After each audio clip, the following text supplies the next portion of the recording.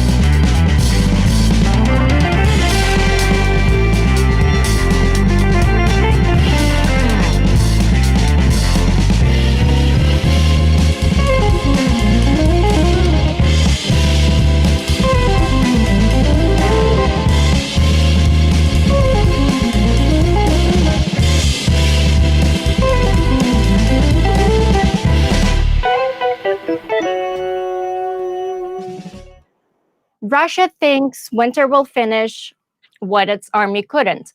Today, we show why that bet is breaking. Drones torching refineries, ATACMS gutting depots, and Trump's Central Asia gambit slicing the veins of Putin's empire, while Kherson's human safari is exposed to the world.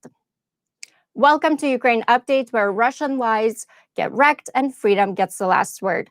This week, missiles tried to turn Ukraine's grid into a graveyard as Russia tightened the noose around Pokrovsk. But the story isn't collapse, it's counterpunch. Ukraine's drones lit up Tues and a key pipeline near Moscow. ATACMS cracked open rear depots, and in Washington, the C5 summit pulled Central Asia out of the Kremlin's shadow. Minerals, roots, leverage. That's not a headline. It's a map of how empires fail. At the same time, Europe locks its doors to Russian saboteurs. Kyiv logs its 190,000th war crime case, and Angelina Jolie walks Kherson's anti-drone tunnels to show the world what Russia's human safari really is: terror against civilians. Stay with us. By the end of this update, we'll show you the through line, why victory now runs on production, protection, and persuasion, and how this week quietly shifted all three. So smash that like button like it's a Russian tank, share the stream so more people see through the fog, and hit subscribe so you never miss when truth goes live. I'm Slavi, your co-host. Let's say hello to the panel. Commander Macmillan, how are you doing today? I'm doing great today, Slavi. Fantastic. Glad to hear that. Johnny, how are you doing? Doing great. Lots to talk about. Yeah, good to see you all, guys. Yeah, absolutely. And we have Sakai with us today. How are you? Good. Been a while and glad to be here. Yeah. So glad you're here. And host of the Shills, Dick, how are you doing today? Decently. Lots of news to absorb, events happening. It's I was expecting a ramp up, I guess, before the cold weather and winter kicks in. Kind of, we've seen that happen. But and a lot of sneaky plays, and I guess in mentioning just roundaboutly like that, there's quite the bag of topics to pick from, Slavi. Where do you think we should start off? Yeah, this week I have about 50 topics to bring up. But I think the biggest story this week was Trump meeting with the C5 leaders of Central Asia, as I like to call them, the stands. So President Trump met leaders of the 5 Central Asian nations: Kazakhstan, Kyrgyzstan, Tajikistan, Turkmenistan, and Uzbekistan. That was a mouthful. At the White House, in the first C5+1 summits, this was since 2015, the U.S. unveiled over $5 billion in trade, energy, and infrastructure pacts targeting uranium, lithium, and rare earths to undercut Russian and Chinese sway. Kazakhstan pledged boosted uranium exports to the West. Uzbekistan and Kyrgyzstan initiated Trans-Caspian corridor talks for Russia-free routes to Europe. Mm-hmm. Trump framed it as independence for freedom's defenders. Nicely put. With Zelensky tweeting praise, writing, "This fractures Moscow's monopoly, vital for our fight." Yeah, very much so. You got to attack the cash pile, right? Yeah, I think it's a good move for Trump. Obviously, Russia and China have long treated Central Asia as their exclusive kind of sphere of influence. So now these countries are, they're important to Russia, but they're moving away and obviously towards the West. So this was a good start. It was a good deal by Trump. Good move. Good gambit. Commander, I also think it's a good move, unless Commander wants to chime in first. No, go ahead. Sorry, yeah. I think it's a good move. It's a great move, but we have to acknowledge the fact that United States is not a solid partner right now. We are pushing away our allies. China and Russia considers those countries their backyard. There are long-standing ties that exist with all those countries, Uzbekistan, there's so much related over there between China and Russia. USA can get involved and they can pull those countries away.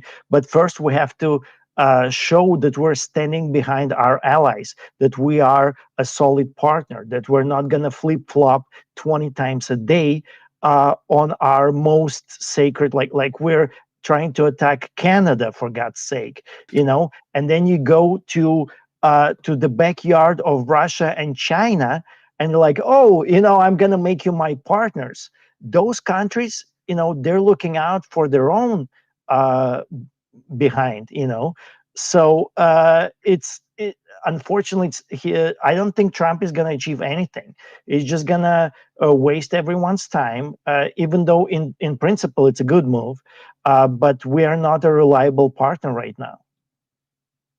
We established some fairly decent ties with few of the countries during our period when we were in Afghanistan, because those were one of the areas we brought supplies into Afghanistan through those countries. And then we kind of let that lapse. I think Trump's interest is far less about a geopolitical strategic outlook than it is the fact that some of these countries have minerals that he'd like to get access to. And when I say he'd like to get access, I don't mean the United States would like to get access. I mean, Trump Industries specifically want to have that controlling factor. Yeah. And I don't see that he has the kind of pull to make that happen. Yeah, that's a really good point. I mean, it always comes down to what is he getting out of it?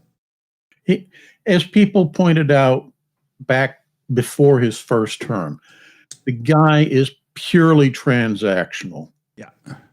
He's not going to give you anything unless he isn't getting more in return. Yeah. So anytime he says he's going to do something, you need to look behind what the actual story is to find out. So, I mean, we could take this to extremes. I'm sure that there's money changing hands behind the scenes on this stupid, grand ballroom thing. Everything he does, there's got to be an avenue that gets him more. Yeah. Oh, That's yeah. all he cares about. Absolutely. I mean, the other thing I saw recently, and I do attribute this to the fact that their CPAC buddies, they're, foreign nation leaders in this quote unquote illiberal democracy pact, the exemptions for Hungary on Orban's country that Trump is talking about when it comes to some of the economic punishments for Russia when it comes to oil and gas. It's all transactional. The man only cares about what benefits him personally, and he treats foreign policy as though he's running a giant company as the United States, and he can rub shoulders with other leaders like their CEOs. Yeah. It's disgusting. Yeah. I think the other countries can see this as well. Oh, yeah. And the countries that Trump was meeting with, they can see this. In order for them to switch like on a dime from their long-standing partners like Russia and China, they're going to need something more than that. They realize that Trump is going to be over in 3 years, and they're not going to jeopardize nuclear superpowers next to them getting angry over siding with Trump temporarily. Yeah.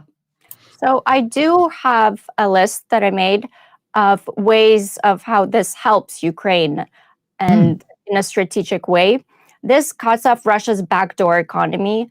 Central Asia has quietly supplied Russia with sanctioned goods and military components via re-exports. Now, stronger U.S. ties with the C5 make it harder for Moscow to evade sanctions or import Western tech through Kazakhstan or Kyrgyzstan.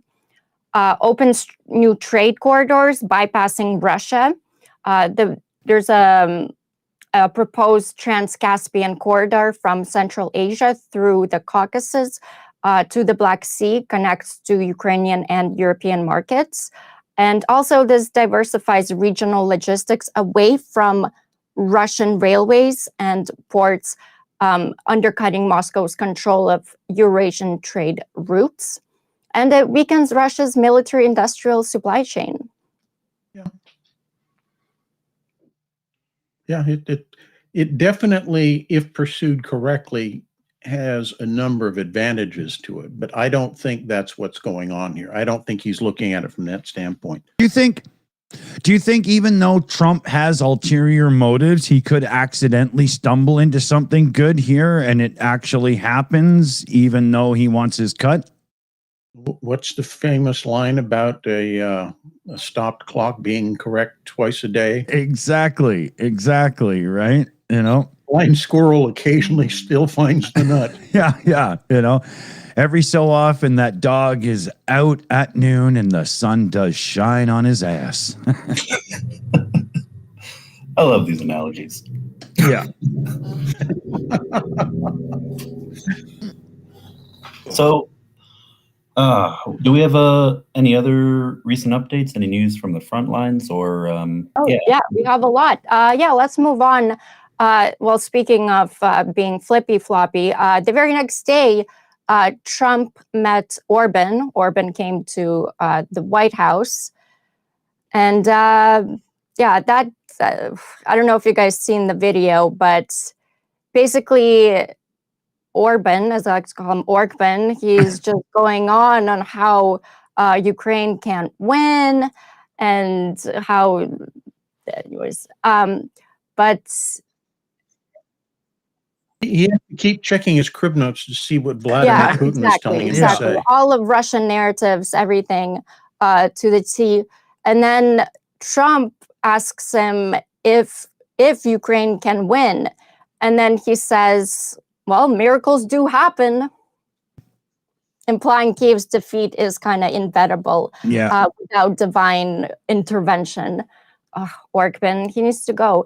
And this is happening while there are massive protests in Hungary right now against him. If there's ever been somebody who needs to be boot kicked straight out the window, it's that guy, you know? Yeah.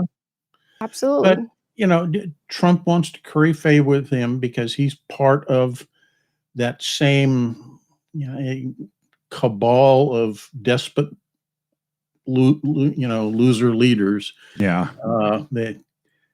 I'm not saying that there's an Epstein connection, but there's an Epstein connection, at least psychologically speaking, of we are above the law. We can do whatever we want. Rules don't apply to us.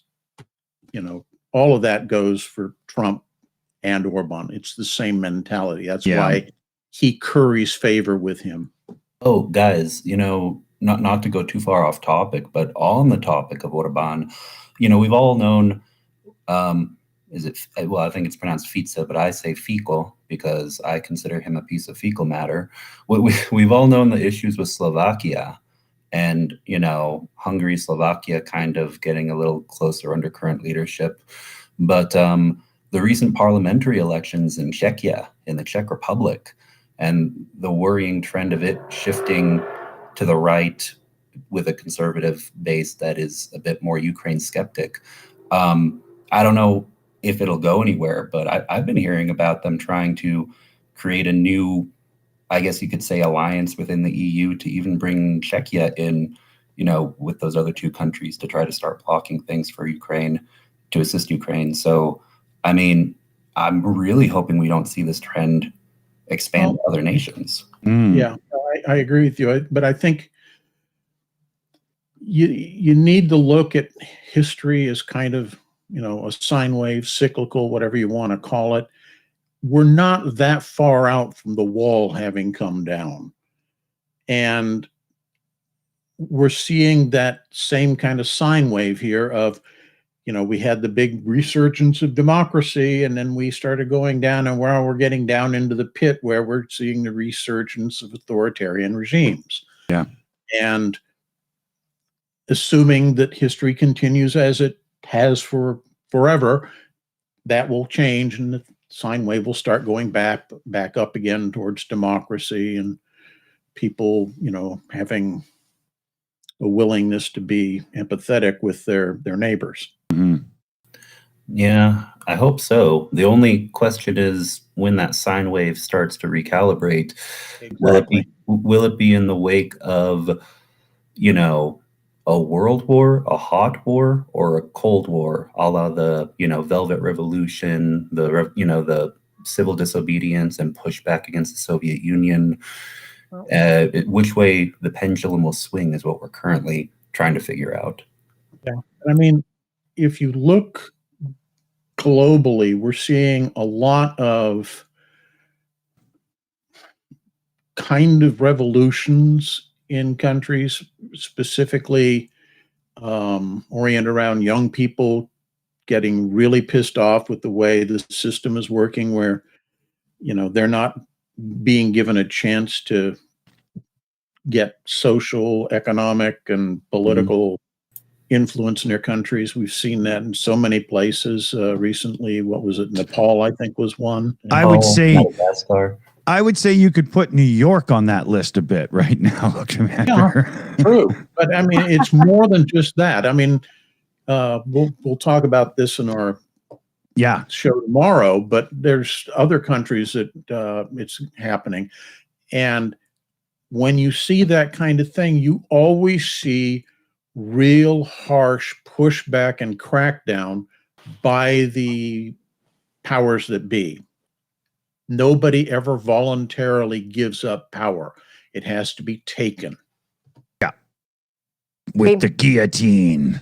No, just Not necessarily with the guillotine. It doesn't even have to be taken forcefully, but you have to put pressure on people to give up power and wealth. And that's what we're seeing right now. Is absolutely starting to push that side of the equation back upwards. Mm.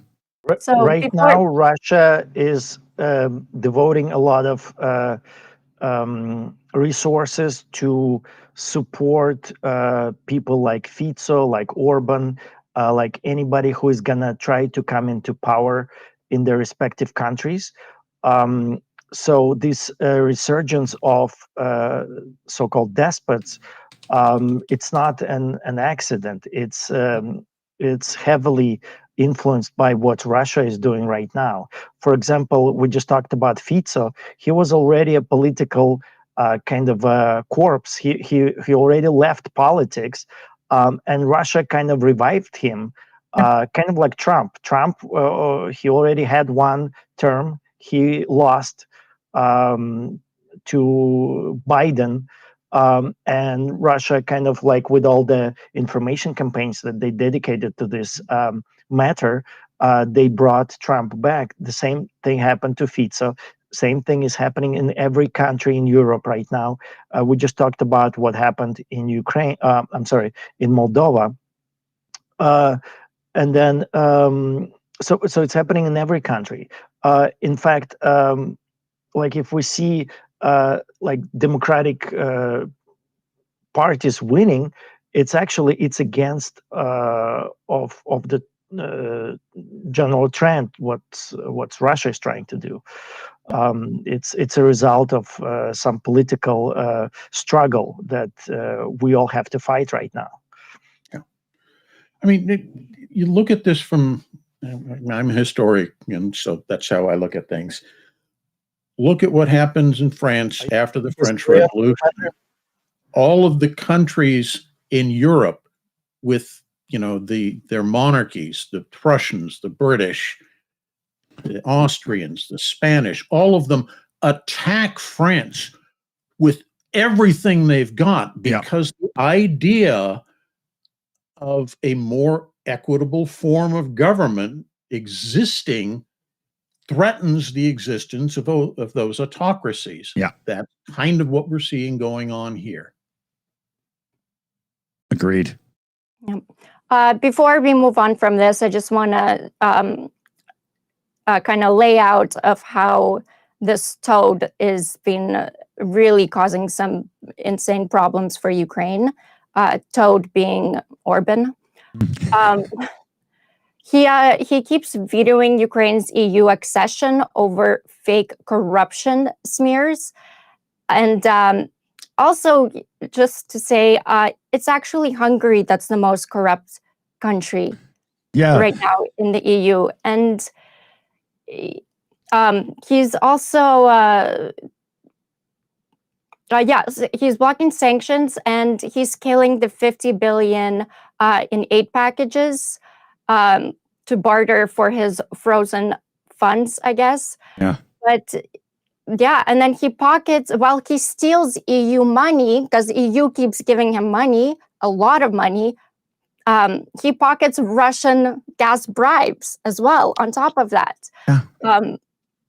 So yeah. That's the classic pot kettle being called black thing, him talking about corruption in any way other than how he likes it. Yeah. I mean, I'd have to go back and look at recent articles I was reading, but it's already been bad, the media landscape, journalistic integrity in Hungary for a while. But I think that he owns all the media. There's absolutely no pushback. Orban absolutely controls all the media in Hungary. There's only two I can think of that give a degree of pushback. There used to be some consumption of like Radio Free Europe in Hungarian, but I think the funding was cut or it was officially blocked or something recently. The only ones I can think of are Club Radio, and 444.hu. And other than those two, and they only have so much influence. I mean, they get overshadowed by everything else that's influenced by the state there. Yeah.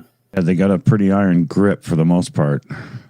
Yeah, I'm really rooting for the people. I mean, I've seen those images and the videos that are coming through Hungary. That is some crazy people power. I believe it's the largest protests ever, like with the amount of people that are all stepping out against him and essentially Russia. Mm. Yep. I should have gotten a video for you guys. It's breathtaking, these videos. It's power. People's power. Yeah. Yep.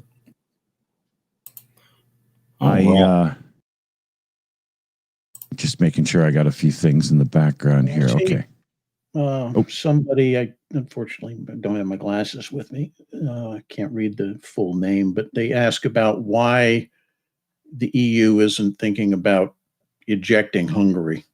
Yeah, that was general consensus there. I think the issue is that in an organization like that, the feeling is as long as you have them in the organization, you continue to have some ability to influence what's said and what is done in that country.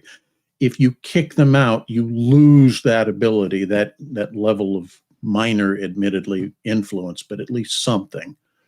There's a bit of a enemies close thing. Yeah, kind of, but it's also, if you kick them out, they immediately have no other option but to join, I don't know if you want to call it BRICS or the reformatted, the Legion of Doom, or what have you. Yeah. No, the politics are fairly complex because I mean it is an EU problem of inaction. Because I mean, you know, why don't they just kick Hungary out or really press down with harsher punishment? But also we got to remember a large portion of the natural gas and oil that flows to Hungary, it goes through Ukrainian soil, and Ukraine could cut that off just at any point if it wanted to. There's obviously a lot of talking behind the scenes going on because it's a lot at stake, right? Exactly. Unfortunately, Hungary seems to have people who are guarding it, and that is causing big problems for Ukraine and other EU countries. Mm. I just want to say Ukraine doesn't really want to cut the flow because of all the agreements that have been signed with European Union. And Ukraine wants to be upholding the agreements that it signed with Europe because Europe is helping Ukraine right now. And got to keep your word, man, right? Yeah. And what Ukraine has done, they actually bombed the pipeline that sends the oil through to Ukraine, the pipeline Druzhba, to Hungary, to I think Slovakia as well. So they bombed the pipeline. So now it's Russia's problem. So Russia cannot keep up that agreement. And the oil doesn't flow. We're not abrogating the agreement. We're letting all the oil that the Russians put in go all the way through. Yeah. So that's how Ukraine, gets to have its cake and to eat it too. So they are upholding their part of the agreement that they signed with Europe, but at the same time, they're not letting Russia sell the oil to Hungary and other countries. Right. By the way, there was an article this morning, upsetting one, that Trump may loosen sanctions on Hungary on the gas. Orban must give really good head. I was thinking the same thing. I was literally like, or eat ass. Yeah. If look him in the eye, that's a rim job giver if there ever was. Hey, just remember how high the use of grinder is every time CPAC comes around. This all kind of ties to what's going on this week with Fico. He was gonna present something at a school in one of the Slovakian cities, and they canceled it because one of the students, an actual student, he got arrested. He wrote with paint on a sidewalk as you entered the school, how does Mr. Putin's D taste like? Yeah. Yeah. and they were trying to clean it. It was actually the second message. He wrote the first one. They were trying to clean the first one, and he wrote the second one. And they canceled the visit from Fico to the school. Fico said, "I'm very busy working. I have to making Slovakia great again. So that's why I have to cancel the school visit." That's funny. That's Yeah. funny. That's funny. Oh, I love those kinds of stories, man. That's I good. love people. Yeah, People, yeah. and this guy got released. It's like a school child, with a sense of humor and some paint. They Mm, arrested him, but bottom line is, maybe there's not much criminal going on. yeah, Maybe everybody wants to know about that head yeah, that yeah. Fico and Orban and are pretty good at giving. That's funny. As much as I love talking about how skilled Orban must be at this particular activity, what other topics do we have? So I've There's been, lots. yeah, there's so much. I've been dying to do this one, and it's Angelina Jolie's courageous frontline visit to Kherson. I've been posting about this. I mean, so I'll start from beginning. So she's a UNHCR Goodwill Ambassador and humanitarian. And this was an unannounced visit to frontline city of Kherson. This is where the human safari is. This is where Russians, creatures, they hunt civilians, Ukrainians, and it's the most dangerous spot, I'd say, on the planet. But very little journalists go there. There, people, very brave ones do. But forget about politicians. Like, obviously, nobody goes there. But the fact that she showed up and did this and shined light to the world and brought attention to this is incredible. I knew she was my favorite actress for. I mean, she's absolutely, and it's so brave. Agreed. Yeah. And it doesn't surprise me too much because not many people are aware, but I didn't know about this until my feed was blowing up when it happened and everyone was talking about her being in Ukraine. But even before the war in Ukraine, she's been very active for decades regarding demining efforts and recovery in Cambodia after the terrors of the Khmer Rouge. So she has a long history of not being shy about visiting places where you can get blown up. Yeah, well, she has visited Ukraine after full-scale war started, but it was kind of brief and like Lviv. I mean, this was totally unexpected to show up. Like, it's the most dangerous spot. There was a story, kind of, I guess, funny story that happened. Her security driver was Ukraine tried to, I guess, he didn't have the right documentation, so they tried to mobilize him. So then Angelina Jolie had to like get him out of like holding. So yeah, I remember seeing some articles about that, and yeah, a lot of Vogue style attempts to make it dramatic, but yeah. I don't think it was dramatic. I think it was more, nobody really said anything like, oh my God. I think it's just kind of more funny. Yeah.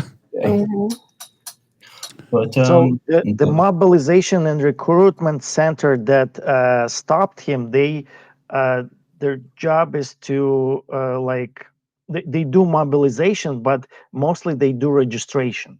So just because they pulled him in for questioning and registration doesn't mean that he's automatically sent to front lines. This is a standard procedure, and she just had to go in to explain what was going on. But some people jumped to conclusions that he was like on the route to the front lines already, which is not necessarily the case. So he was a Ukrainian military reservist. He was born in 1992, but he was lacking a valid medical deferment certificate. So that's why he was briefly kind of detained at a checkpoint. But it was very brief and it got sorted out. I honestly think it's funny that she had to go and bail him out. And it's worth mentioning that Russia is making a big point about Ukrainian mobilization and recruitment agency, that TSK is what it's called. As soon as something like this happens, and it can be on video, Russia pays Ukrainians to make those videos, to spread those videos. The general spin that Russia is putting is Ukrainians don't want to go to the front lines. They don't want to defend their country. And this is like one of those things as well. Even though it's an important leg of Ukrainian army, the mobilization, recruitment, and registration center.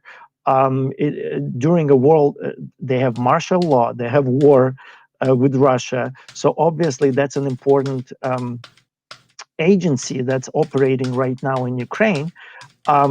And Russia is twisting everything about this these operations to show kind of like Ukraine is this like a fascist country that just grabs people off the street and sends them to die on the front lines. There's a huge disinformation campaign that Russia is doing, and it's being pushed like crazy by their bots and everything. A bunch of videos came out with more than like millions of views each of its AI, Ukrainian soldiers, but AI, like they're crying that they don't want to go. And there's a lot of those videos. It's actually a bunch of them, of the videos say Sora on it, so you can clearly see. But I mean, like right away. We can see a couple of those. I think it's very important because Russia is just adamant at making these videos right now. I had one friend sending it to me. He's American. He's trying to be a good guy, trying to analyze the things of what's happening. He's sending me this fake Russian video. Mr. D, are we able to put this up? I think everybody watching this channel should be able to tell that it's fake. And yeah, it's disgusting. I'm just loading the two of them up right now. It's AI. It should be banned. I'm not gonna lie, some of them look pretty realistic. Like we know, but if it be somebody that doesn't know better, trust me, So this is a video of mass Ukrainian surrendering.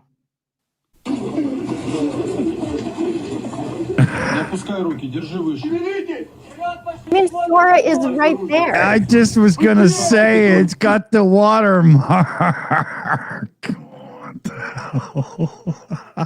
I think what's so dangerous about this, and on TikTok, this is getting a huge bot push. I mean, the algorithm is pushing it, and its bots is probably one of their more expensive campaigns. Even the Russian troll in our live chat isn't that stupid, and he's stupid. So, you know. Well, somehow it works. They're getting more sophisticated than they used to be when they'd post stuff that was literally game shots from War Thunder, and try to say, here, this is proof that, you know, half the Ukrainian army was just destroyed in an ambush. It's like, there's dude, one more. People don't drive around battlefields with their name tag, you know, floating over their tank. There's one more here that Johnny sent over. Let me just put this up. Let's see it, just for the sake of, just so we can see what it's like. Yeah. Oh, come on now. Sora. It's right there.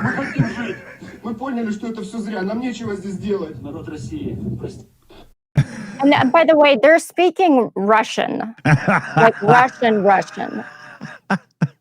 Yeah, I've seen another one. They spoke like Ukrainian, but like with Russian accent.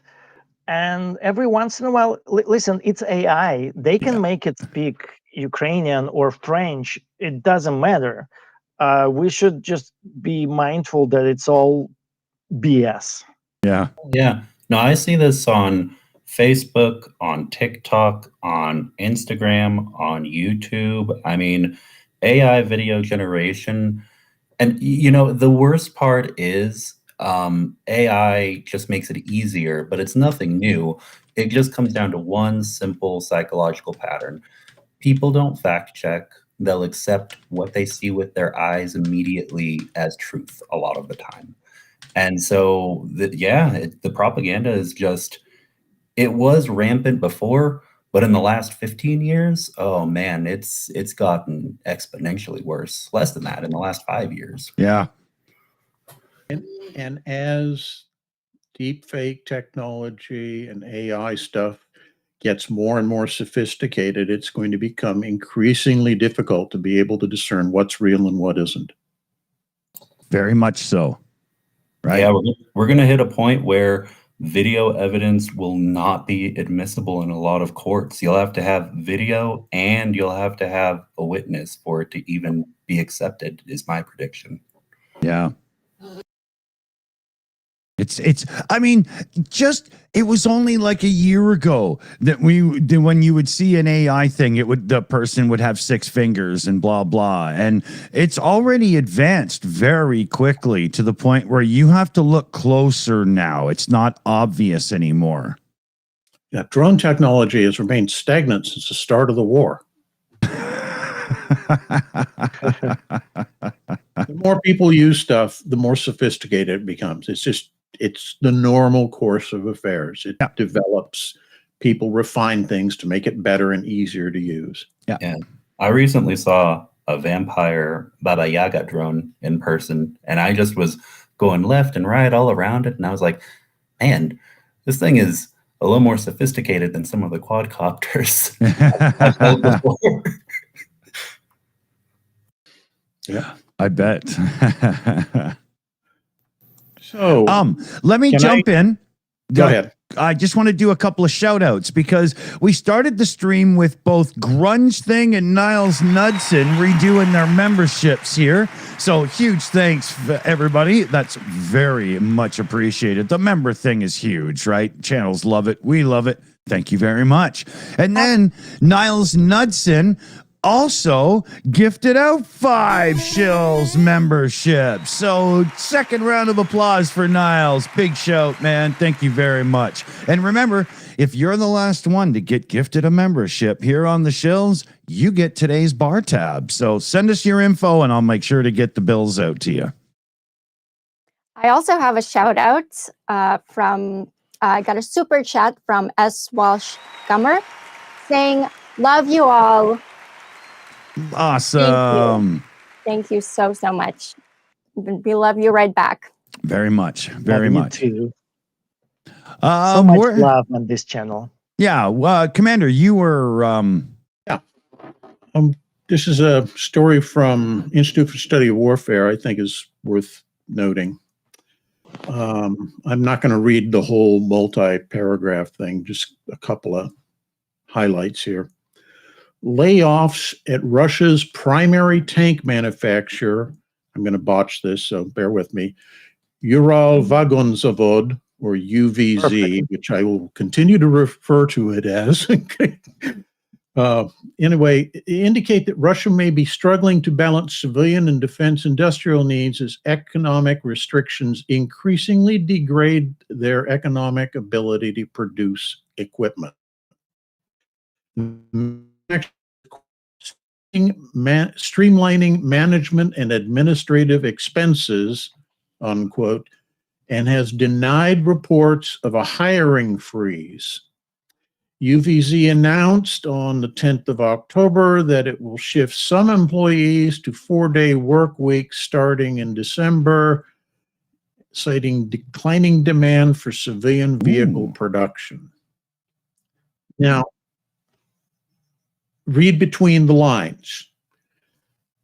they're already not producing civilian vehicles to begin with, unless it's something supporting directly the economic sector, like trucks for hauling stuff.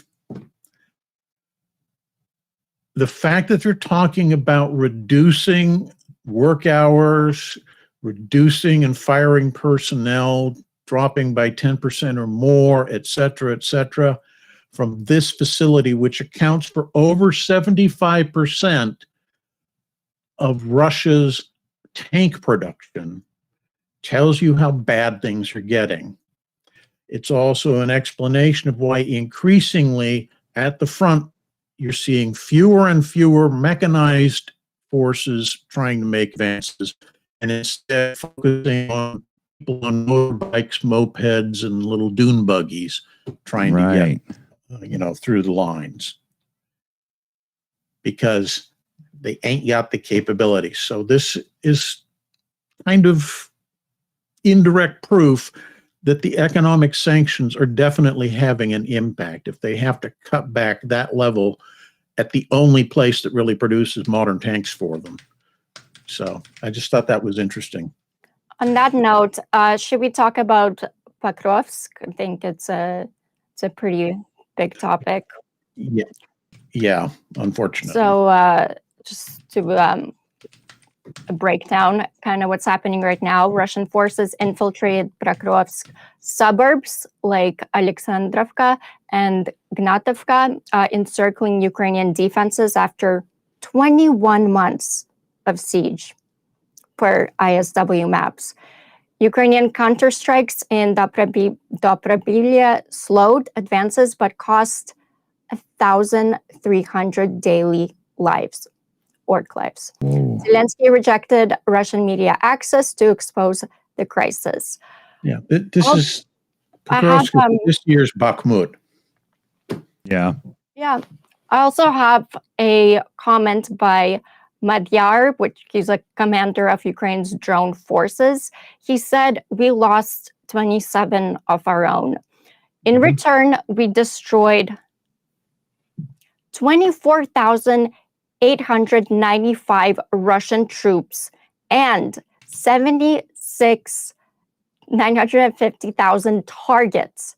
That's 2 entire army corps. Wow. For every one of ours, 1,000 of theirs."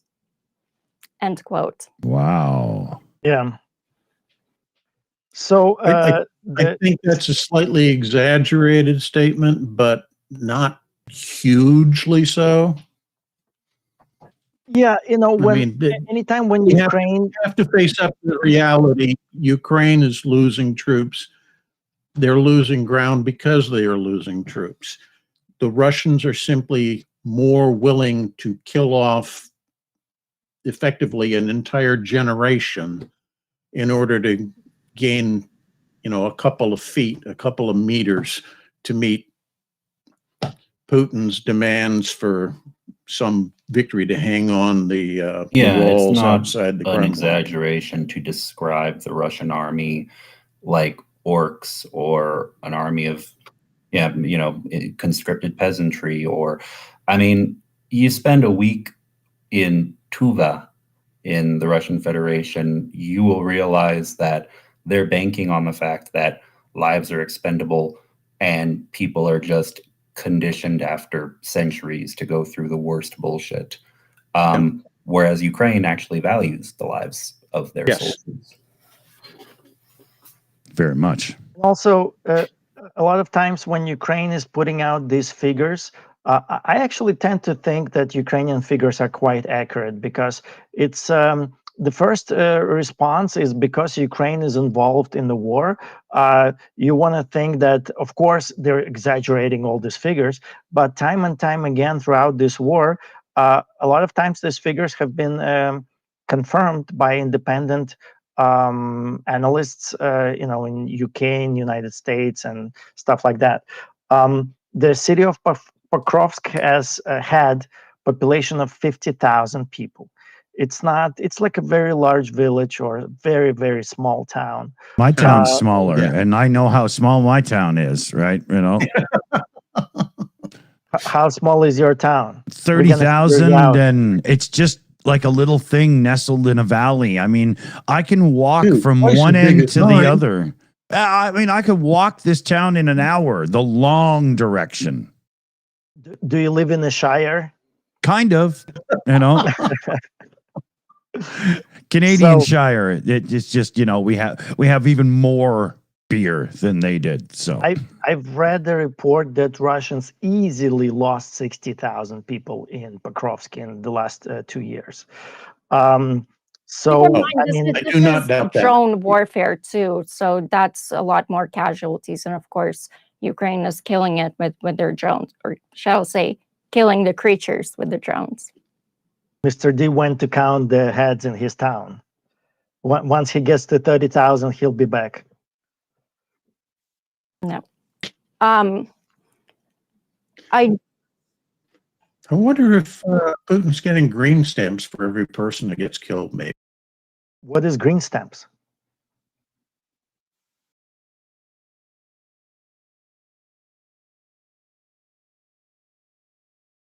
In stamp books, and then you could trade them in to get product. Back It's in kind the of like a buyer's incentive program, if you will. So back in the Soviet days when they tried to turn other things into money and learned that didn't work very well. Yeah. I do want to mention why Pokrovsk is why Russia does want it, because it's a railway. It's strategically important, and because all of their military stuff is now all kind of based on these railways.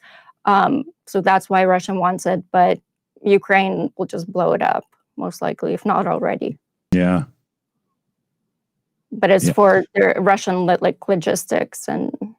Isn't it also like one of the last remaining towns of any significant size in Donetsk Oblast that isn't firmly under Russian control at this point?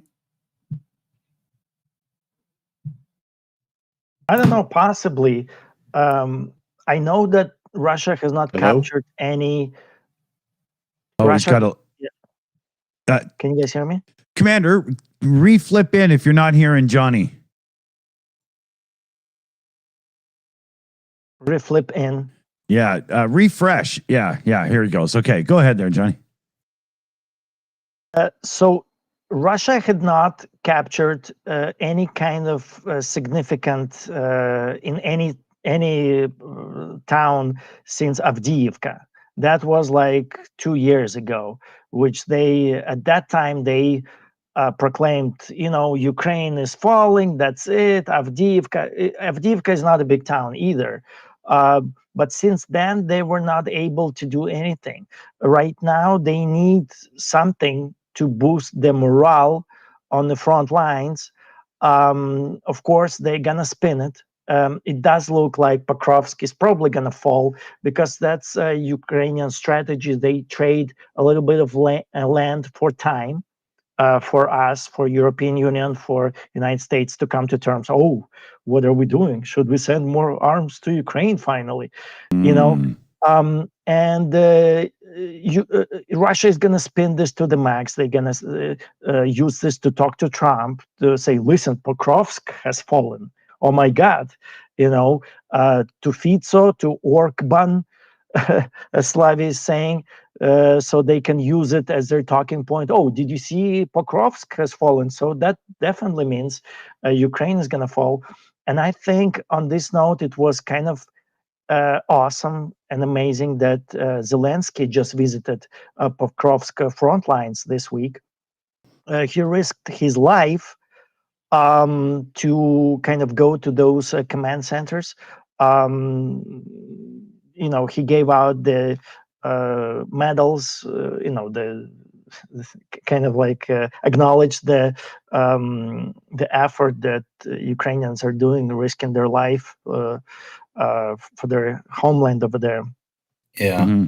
I will say this also, because all of us here, we want to see Ukraine be whole. All of the occupied territories go back to Ukraine one day.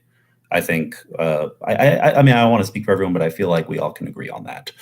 And so you have to remember 21 months. 21 months to take Pokrovsk.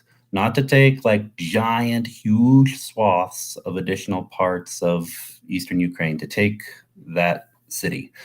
The trade-off in Ukraine saving the lives of soldiers who tomorrow will be veterans and they will be the parents and grandparents to another generation. Those lives are important. That is human capital.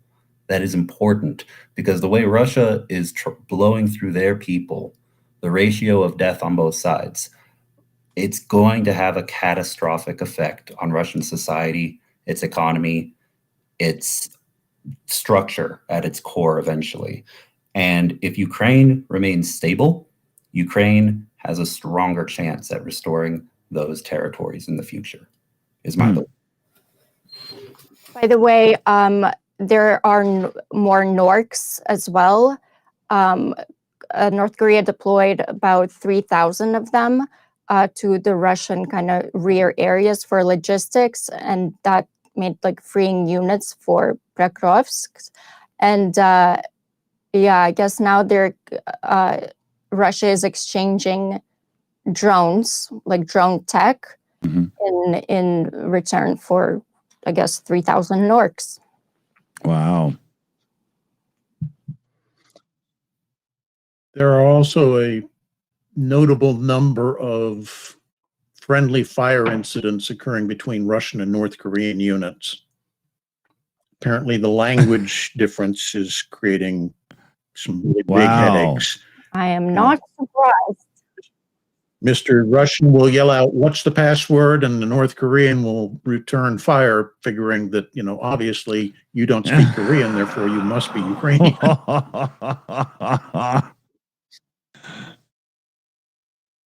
No, I'm serious. It's bad enough that Institute for Study of Warfare has commented on friendly fire incidents between North Koreans and Russian troops several times in the past month. I'll just say it outright. It just sounds like plain old racism.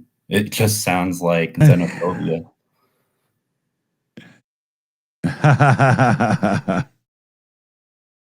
Yeah. No, they thrive in America right now, but True. Let's see. Where do you want to go next then, Slavi? We do have questions. We can go to questions. Good idea. Good idea. What are we like? Just coming up on an hour in, so your timing is impeccable. Thank you.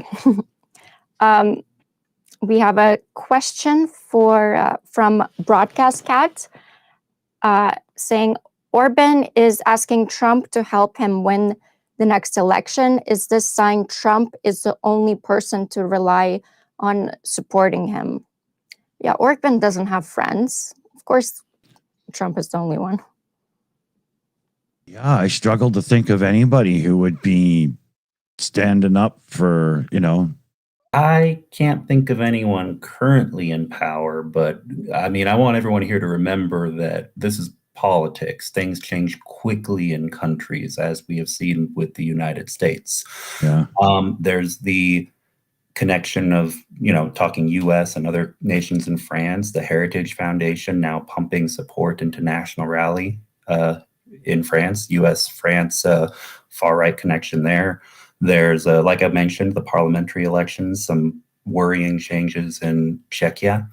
Orban doesn't have friends, but he has acquaintances who he would very much like to see in power. Same with Trump. See that. Yeah. Next question, also from Broadcast Cat. Can you ask the panel if they have heard of the recruiting process Magyar Birds is conducting 1 to 1,000 kill rate? Yep, we talked about this. And openly requesting those who don't want to join the army can join.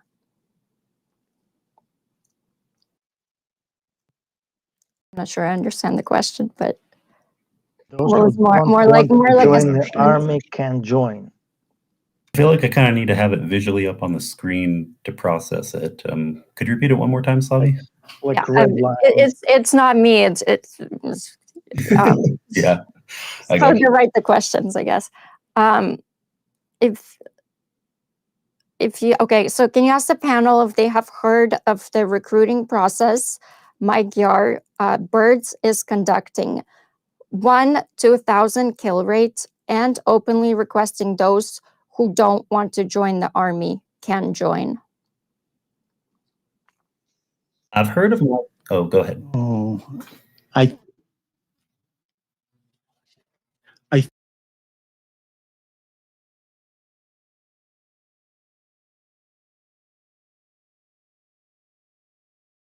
who have skills as video gamers being encouraged to join as drone pilots, basically. And they're looking for people with a certain, in War Thunder, whatever game that they're talking about, them having a certain kill ratio to qualify for that. I think that may be what we're talking about here. Okay. Well, I mean, if that's the case, I mean, I do know that drone warfare has made it so that you can have someone who, I mean, at the end of the day, it's physical, it's mental, it's emotional. There's a lot of aspects to being a soldier. It doesn't really matter. Well, I mean, it does matter, what role you're taking on, but, it's not just having a kill ratio. You need to have, in my opinion, a proper psychological evaluation. Someone still has to go through the steps, to show that they have the mettle to be a soldier. But I mean, it is true. We do see a lot more people from more unconventional backgrounds coming in, especially from the tech sector, with the rise of drone warfare. Yeah. Anyway, yeah, those are my thoughts. I do have another question from Devrim Korkamas to Commander. Commander, do you believe Ukraine will win with this current strategy?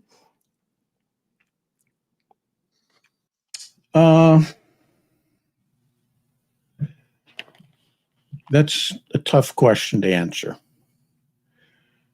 The question of what the strategy is, and I'm not exactly sure what you're referring to, but I think you're talking about the strategy of basically trading time and space for Russian lives, hoping to grind the attrition to a point where it's non-sustainable for the Russians. If that's what you're referring to, I think it's a strategy that can work, assuming that international will to continue providing support to Ukraine and Ukrainian will to continue to resist over a long stretch of time is maintained.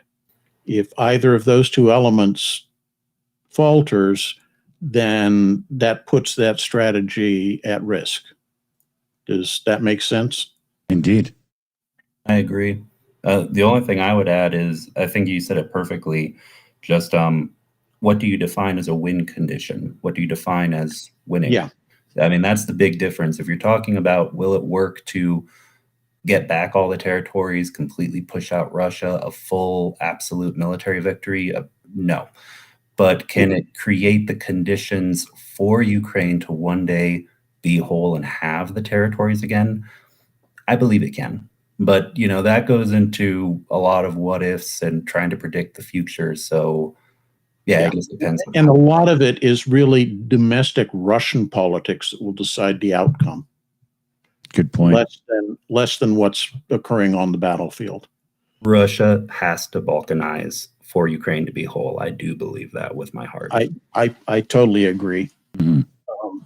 Putin has to go away. Somebody else has to come to power that's willing to say that, look, these ethnic minorities that we've been ruling as vassal states for so long in the Russian Empire, they need to be given the opportunity to exit and live their own national existences outside of ours. Yeah. It's a huge ask but I think it can happen if sufficient pressure. But it's not something that we're looking at having a resolution to within the next, year, 2 years. It's going to drag on until basically Putin has to exit stage left before anything can really change. Yeah. I want to also mention two things on this. There's a right way and a wrong way to ask this question. Ukraine is trying to survive right now. You have to remember that Yes. the way this war started, Russia was going to conquer Ukraine in 3 days. Yeah. And it's been 4 years. According to Russian, Yeah. It's a long 3 days. according to Russia, they were trying to denazify and demilitarize Ukraine. Those were the two goals that they posted going into Ukraine. They were packing their parade uniforms because they were going to parade 3 days later on the Kiev streets. They were inside Kiev. There were tanks, Russian tanks in Kiev. This was repelled. About 50% of the territory that Russia originally captured was liberated. The war changed its flow several times. What the war is right now is we can see a clear path of how Ukraine is just destroying the Russian oil capacity, which is like the wallet. You cannot continue. Yeah, you cannot continue the war without that. Russia needs money. They have to pay their people who are signing the contract to fight. And as a result, we have seen recently that the payouts to the people who are signing contracts in Russia have started declining. We have seen figures up to 4 million rubles, just a sign-on bonus. The biggest one right now is 800,000, which is a big decline. They just don't have the money. They are laying off workers, like Commander said, in Ural Vagon Zavod and other. Ural Vagon Zavod, that's huge. That's like, it cannot happen. It just cannot happen for Russia. But there's others less significant that are also laying off workers. They had the lights turned off. They had the lights turned off at the one. My mind's drawn a blank. Damn it! But yeah, Yeah, the power stations, right? Yeah, I mean that's all part of it. And another thing I want to mention, the second part. Russia is in a constant state of collapsing. Russia needs to expand. Russia needs these wars. They're always trying to attack a small kind of country. They did bite a big enough chunk with Ukraine, but usually they try to go for something smaller to keep Russia together. It's not an accident that it's the biggest turd on the map of the world. It follows its specific strategy that it's been implementing for hundreds of years. Russia has to do this, and if they don't succeed, which they don't sometimes in history, they keep breaking up. Right before Russia attacked Ukraine in 2014, they had massive ethnic kind of breakouts within Russia, which were completely subsided when Putin attacked Crimea and successfully conquered Crimea. There was an uprising of Russian spirit. They call it the Russian Spring or something like that at that time. And all of the ethnic kind of quarrels within Russia were being quieted for the time being. Now, with the successes of Ukraine on the battlefront, all of those people kind of start to wake up again. And we can see, it's just, imagine 1988, right? Nobody could ever imagine that Soviet Union would break up. Would that be fair, or at least 1985? Yeah. Yeah. Would anybody No, say like in 5 or 6 years Soviet Union would break up? That's Go yeah. ahead. I was going to say, I think there were probably two camps of people. One who thought, oh, neither one will ever break up and they'll just keep struggling forever. And other people who thought either the Soviet Union will collapse or America will collapse and American allies. So, I mean, I agree with you, though. Things happen slowly at first and then very quickly. And that's just something we see repeatedly in history. Yeah, I think a lot of people credit Reagan with figuring out that we could simply spend the USSR into oblivion. They didn't have the ability to continue economically to maintain that pace of competition with us. I don't think in reality he had any clue that's what he was doing. I think he was trying to do something else and accidentally stumbled onto that. But yeah, I think that there's a lot of truth to the statement that nobody saw this was going to be happening in Commander, 89. we need the Reagan lovers. Yeah, remember. Oh, sorry. All praise Saint Reagan. We do have two really fantastic questions coming in. One is from the AI Alchemist asking, this is a question for the panel. What's the more likely Russian economic collapse or uprising from the populace? Economic collapse. Yeah, that you will not get a Russian popular uprising. Listen to Commander. If there's an uprising, it'll effectively be if a there's coup. an uprising, it would be because the economic situation is so dire that either criminal elements or members of the armed forces not deployed in Ukraine domestically in the Russian Federation, out of desperation, set up their own little warlord system, basically. I don't know. Russians adapt to dirt very easily. Yeah, exactly. It's hard to predict because it's a lot that Russian society is used to going through.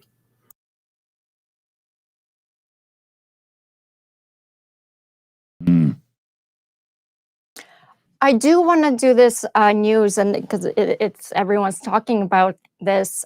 Lavrov is missing.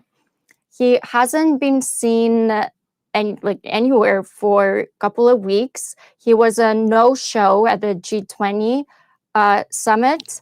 Lavrov, the sad horse, for those who are not sure, the sad horse, the Putin's favorite horse. Yeah, Putin's favorite horse. This is huge because Putin's favorite horse is also Putin's pit bull in a way. He's like the go-to guy for everything, and he's been around for like last 20 years. And last 20 years, look what Russia has done: Georgia 08, Crimea 2014, Syria 15. So for this horse not to be around is pretty huge. It does show cracks and something big is happening. I really hope he doesn't show up, but he also might show up and like nothing is, the facade is back on. But right now, the facade is cracking, and this could be a sign of, a collapse, I think. I hope there's some facade cracking underneath some very, very tall building in Russia. It's also worth noting that the age of the current cabal of rulers in Russia is pretty up there,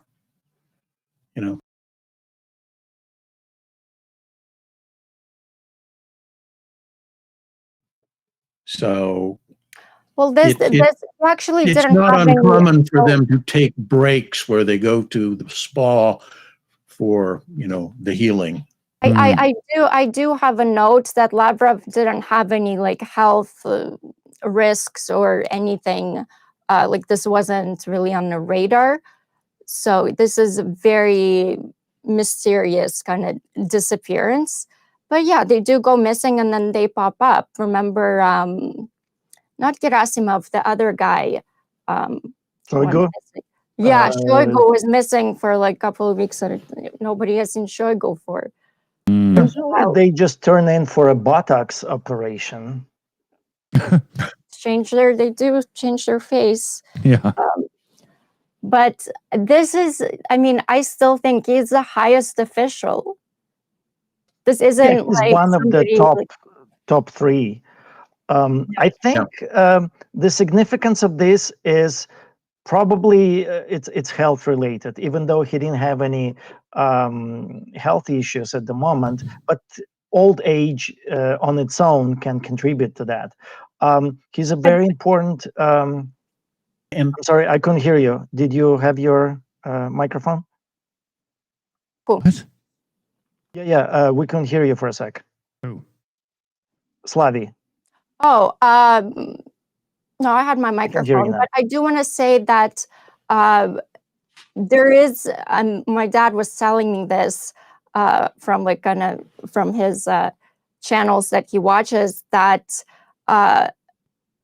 Putin may have gotten like really angry with Lavrov because the way he answered to the Americans, to Marco Rubio, they had like a falling out as well, and kind of right after that falling out is when he went missing. So I just wanted, yeah. That's interesting. But do we know what they talked about and what was the result of that meeting? Or can we just speculate? He was saying that that Lavrov didn't answer the two Americans in the right way, because Americans, what was I saying?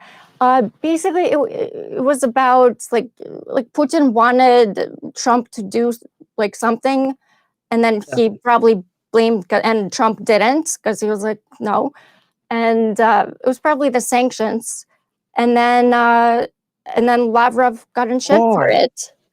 Probably the sanctions, because right after that, didn't Trump announce like a new wave of sanctions, which are kind of devastating? That was 2 weeks ago. It was this. That's exactly when he went missing. Was about the sanctions announcement. So Lavrov failed it because Trump slapped sanctions on Russia. My personal opinion, I don't think Lavrov failed. He was just in a situation where he couldn't win. The time has come for those sanctions. Like Trump had to do something, and one sad horse is not going to change the situation in the world. You're done? No, we lost Johnny. The thing that gets me is that Trump is still desperate to leave some sort of thing showing that he was a great fixture of this era, of this epoch in time. You know, we've already seen that with the Grand Ballroom, and he wants to put this stupid arch up and parades and all this crap. Well, one of the things we know, and he's on record as saying, is he really thinks he deserves a Nobel Peace Prize. I think he realizes that all of these imaginary wars that he's put an end to aren't going to cut it. He needs to do something real. What's more real than putting an end to the current Ukraine-Russian war? Oh, Commander, you might be behind. Didn't you hear? He got the new FIFA Peace Award. Oh. Yes, well respected. Yeah. Oh, yeah. Not known for corruption at all. Yeah. But I think, seriously, that's something that's going on, because his health is failing, and I think he kind of knows it, because he keeps making these little aside comments about things relating to his health. I think the notion of legacy is very much on his mind, and I think that's possibly one of the reasons that he's willing to adapt this strategy of, you know, big carrot, big stick, trying to convince the Russians to give him what he needs to get. Yeah. I don't think he really wants peace. I think honestly, he'd be Doesn't give a shit. delighted if the day after he gets his award, they go back to full-bore war. But he needs that for his tiny, sesame seed sized ego. World Citizen in the chat beat me to it, but I was going to say Trump can feel the Grim Reaper literally breathing on the back of his neck right now, it seems to me. It's the back of his hand where that permanent chunk is Yeah. for his IV. You know what that is? Oh, Have you seen the pictures of that? It's that's just incredible. And the fact that they go to such lengths to try to cover it up. I've got the whole hand thing figured out. It's that new bathroom. He keeps banging his hand off the marble that's right at the window, He's trying to make sure his hand doesn't go up into public, Have you heard the latest speculation? One of the things that people have noticed is that the decor in the hallways in the West Wing where the Oval Office is located and such, is that the door into the Oval Office is now decorated with gold leaf embossing and a big sign that says Oval Office. Yeah. And they figure need this because the guy literally can't find his own freaking office. Oh, yeah. Yeah, Commander, I got to tell you, being an American in 2025 must be what it felt like to be a Roman citizen under Nero, or a Holy Roman Empire, maybe a Bohemian citizen. Yeah, I love this picture. Yep, under Wenceslas. The dissecting that incident when it went down. That was Kennedy does this mad dash to get out of the room to be nowhere near it. So quick. And then the guy has a teleporter built into his belt or something. You'd think he would be like calling someone, but he didn't come back to the. Oh, he fled. I mean, terror. Yeah. And Dr. Oz, I may not have a lot of respect for the guy, but at least he went and tried to help. Yeah. And then Trump standing there like, Bozo the clown on drugs. There's a hint of, I can't believe this asshole is ruining my press conference in his eyes, like he's actually pissed off at the guy. There's so much irony in all this and this whole scene. I watched it like 20 times. Mexico's asking what happened here. So they were doing some press thing in the Oval Office, and one of the people that was there to, be present for whatever he was signing and handing out pens on, got dizzy and collapsed. It's not something that's unusual that happens because you end up standing around for long periods of time. And if you don't know enough, you may let your knees lock up and you'll end up with oxygen starvation in the brain and you collapse. Mm-hmm. It's very common. So he was a pharmaceutical guy that collapsed. Yeah. So the guy falls down and immediately everybody starts reacting to, can we help you? Except for RFK, Ronnie Gump. RFK, who literally, as I said, he like teleports out of the Oval Office faster than you can blink your eyes. Yeah. And Trump, who stands there like he's doing while everybody's trying to help this guy, looking just like, this, this is Uncle Fester with bad dementia standing there rocking back and forth on his heels because he's no clue what's going on around him. This is like the accusations that were lobbed against Reagan when he was in office, but on steroids. I mean, you can have, and I'll be honest, we also saw similar things with Joe Biden as well. But I mean, it's just, when will America not have a geriatric president again? Okay. Yeah. I don't have an issue with the geriatric president as long as he's got decency, a moral compass, good working ethic, kindness, political Empathy for the experience. electorate. Yeah. They'd finally be able to do something else with the colostomy bag closet. So that'd be neat. Yeah. All right. So And we've been on the topic of about sorry, Trump go ahead. posting, like starting the nuclear trials again in the world. Oh, yeah. That's ridiculous. Like he's So- mirroring Russia because Russia is doing their what's ICBM trials. Everybody in the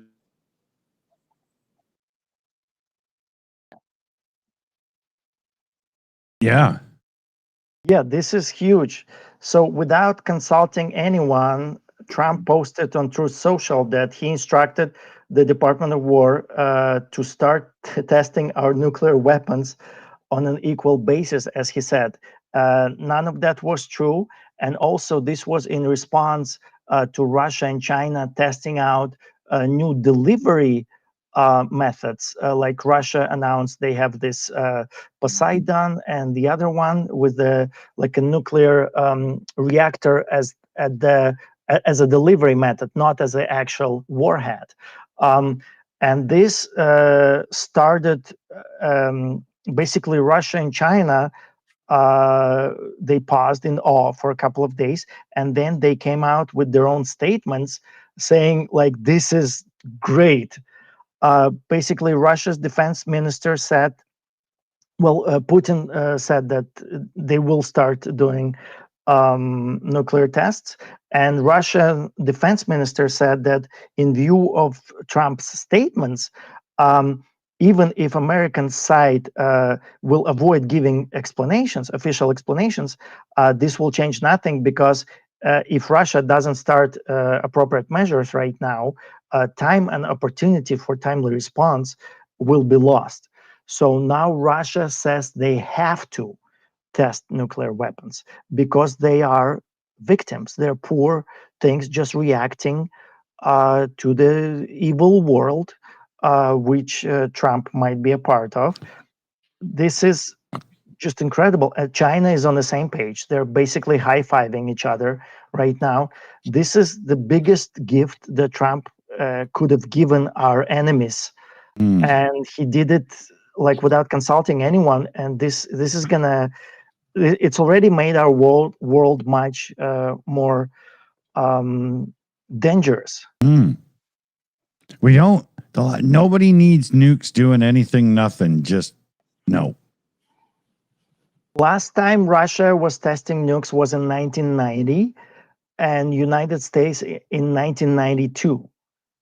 Can you believe that it's going to happen right now for sure? Yeah. Like Russia and China are not backing out. They're like, oh no, we cannot pass up this amazing opportunity. Yeah. Unbelievable. I can't even stomach the thought. What is this idiot thinking? Like he's just putting out stuff on Truth Social or Twitter, whatever. I think it doubles to Twitter, whatever he posts on Truth Social. He's a leader of United States. He's not just some grandpa in his kitchen. Yeah. It's scary. I mean, not like Commander was saying with the almost an exodus coming if he actually goes through with it. I can only imagine. Nobody wants to be a part of that. Yeah. You know? Yeah. At what point, with a person like Trump at the helm, at what point do we see countries just move away from treaties about preventing nuclear proliferation? You know, when do we see Ukraine, Canada, Mexico? When do we see more countries? I mean, literally, bad leadership makes the world more dangerous in more ways than one. We're seeing it. You're not wrong. But he was such a successful businessman. Yeah. Well, Casino. a casino. Yeah. Yep. Yeah. Can't even pay his contractors half the time. Useless moron. He's just a crook. Deep down in his soul, he is a crook who doesn't care what he does to anyone else as long as he's rich. You forget, guys, that unfortunately, especially in certain white collar circles, being a con man is a successful career. And he may be a horrible businessman, but unfortunately, he is a very successful con man. Yeah. Yep. I want to do a shout out here to Captain Obvious there in the live chat. Membership renewal or join, they don't really tell me, so sometimes I'm not really sure. But huge thanks there, Captain Obvious. Welcome to the family. Glad to have you aboard. Very much indeed. My son's getting a little elevated, I can hear, and we only have, let's say, 10 minutes, just because I think I better get to some parenting here pretty quick. We do have a troll question. Troll is kicked out, but I think it will be maybe good to answer it just for the grand finale. If anybody wants to push back on this, go ahead. The Russians have taken 20% of Ukraine, yet the Russians have a terrible army and fight with shovels and steel washing machines for parts. So what does that say about NATO? Well, NATO's not in the fight, so I don't understand the question. But, do you also believe the Earth is flat? Because I wouldn't understand those questions either. This just sounds like projection. I mean, I'm pretty sure one side has been using donkeys and horses in the war, and it ain't Ukraine. They're going to be doing the full Monty Python thing with coconuts soon. Yeah, they've been going back to, 1800s. They have a cavalry and everything. But I think the kind of what I wanted to push back on here is how Russia is losing. And they lost more than 1 million dead orcs. They can't take a big city. They've just finally encircled Pokrovsk. We talked about it earlier. The reason why it's going on for so long is because Putin keeps mobilizing them, but they're all dead. Mm-hmm. So I don't know what this person or this troll kind of news is reading, but it sounds like Russian kind of mill blogger news. Yeah, but it's also important to note if the attempt here is to compare, the Russians took 20% casualties, of their whole force during this war. And what would happen if they were up against NATO? Well, if you're trying to say Ukraine is a NATO proxy, it really isn't, because they started the war with Russian operational and tactical doctrines, and 95% of the military equipped with former, largely out-of-date Russian equipment. Mm-hmm. And the Russians, conversely, outnumbering them hugely, threw their top-line equipment into this fight and still took these massive losses for almost no appreciable gains. Yeah, your average snail moves faster than the Russian military. Yeah. It's factually true. Yeah, and to put it in context, a lot of what is considered, occupied territory that the Russians gained, they gained that prior to the war in these proxy fights that were going on in Donetsk and Luhansk, the separatist uprisings, which weren't really uprisings. Also on the 20% of territory, when Russians' full-scale invasion happened, they had more territory than they do now. Yeah. Than they started with. Oh, yeah. In some places. If there's a couple of minutes for me to chime in, I just want to say thank you to this person. I was waiting for you. This was for you. I was like, I'm like sitting here. I'm like, when are they gonna stop talking so Go I can ahead. finish? Go ahead, No, Johnny. this is incredible and amazing, and it is so good that we get to do this because we have people watching, we have people tuning in, um, and this is an exercise in how information works, how Russia thinks, how they think, how much or how little they think of people's thinking abilities. A lot of this is designed for very, very underinformed, stupid, dumb people, or maybe somebody who is just not knowing anything about For what's going those on. that are kind of uneducated. Yeah. And like, there's so much wrong with this. Obviously, everything that's happening right now is signaling of just embarrassment for Russia. But they still like to twist it into a victory, right? So you are, you're sitting with a naked behind on a cactus, but you're like, oh, you're still twisting it in some kind of smart move that you've done. That's the nature of everything that Russia is doing. How it's putting up information, how it's twisting the actual facts of what's going on. Mhm. NATO is involved in the conflict in the fact that some of the countries that are in NATO are sending some of the armaments to Ukraine. It's not NATO supporting Ukraine. It's, let's say, Germany supports Ukraine. That's not to say that NATO is in a full force is standing behind Ukraine.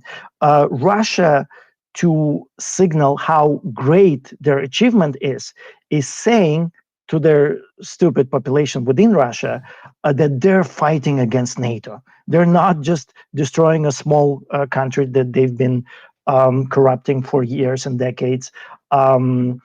They are actually fighting NATO. Mhm. And as such, this is a great achievement. Look, we're fighting the whole of NATO.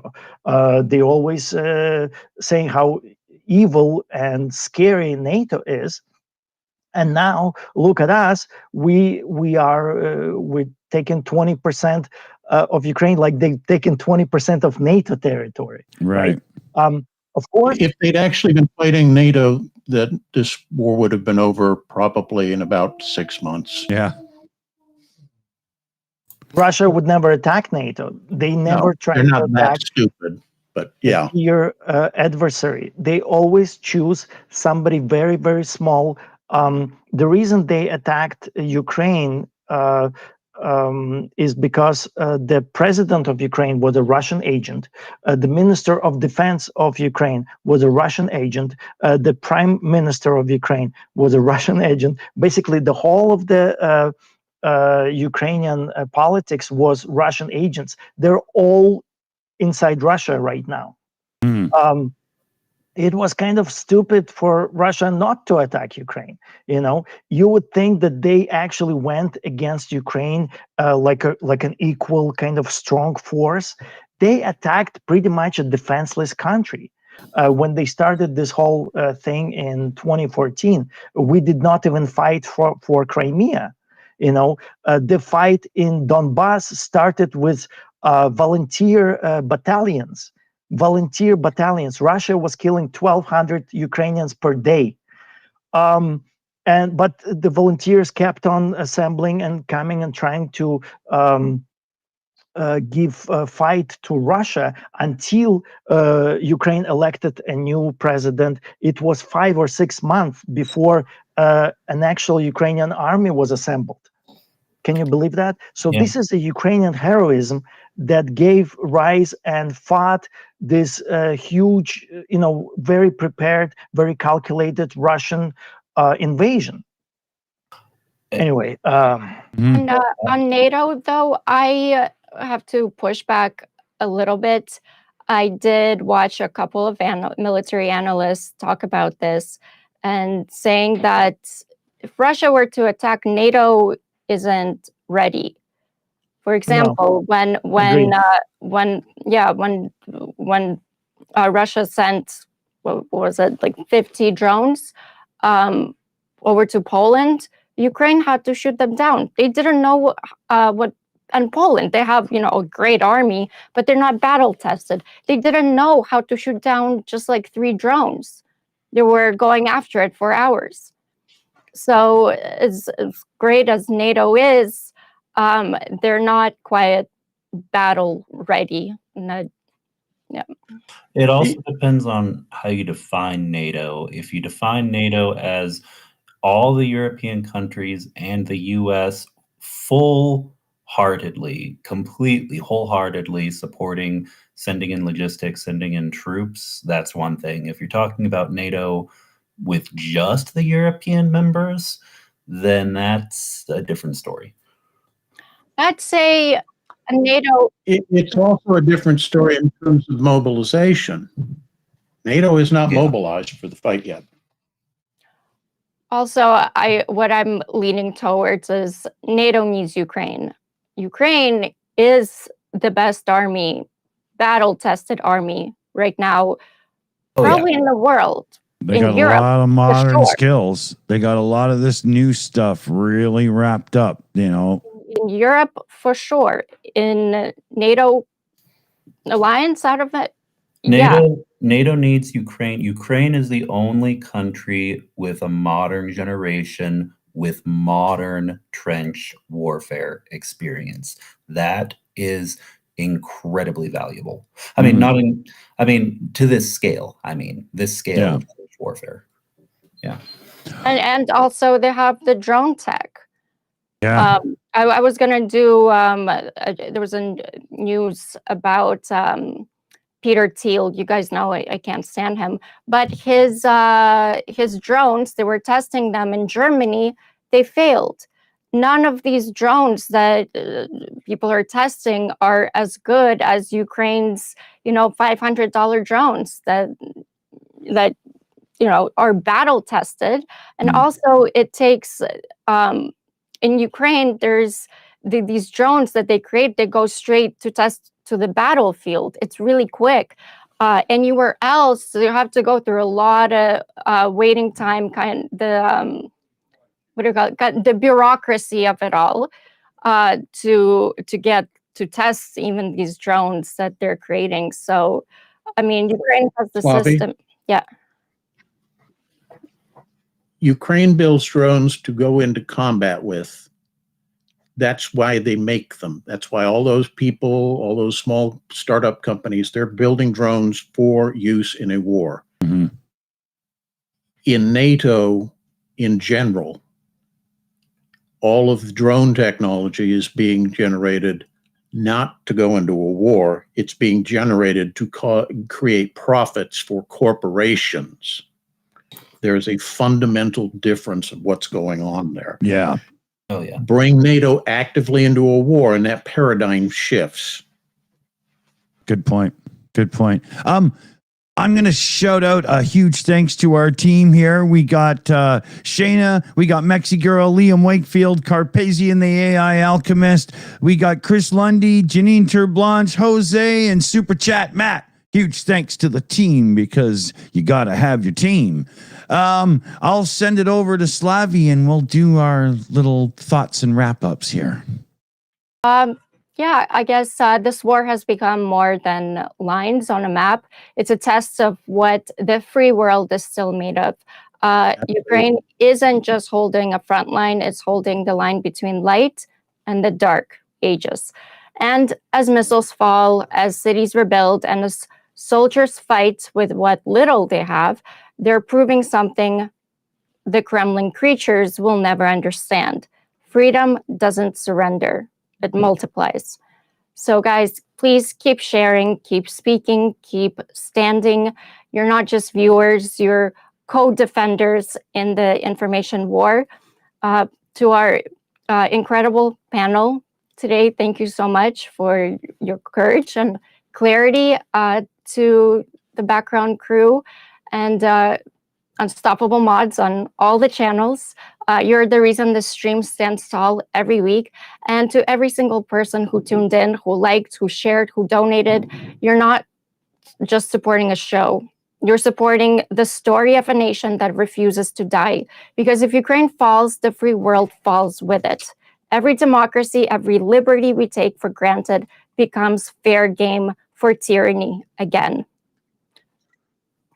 So on that note, be fierce, be brave like Ukraine, and Slava Ukraini. Heroam Slava. See you soon, everybody. Take care out there.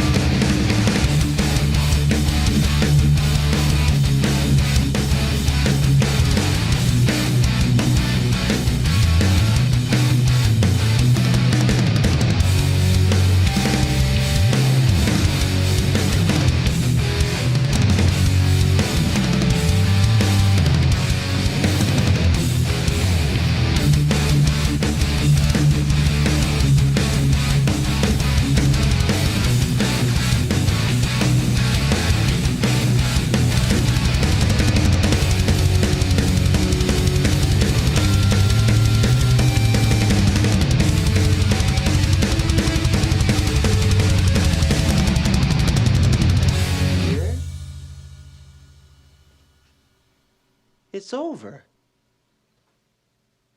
Go home.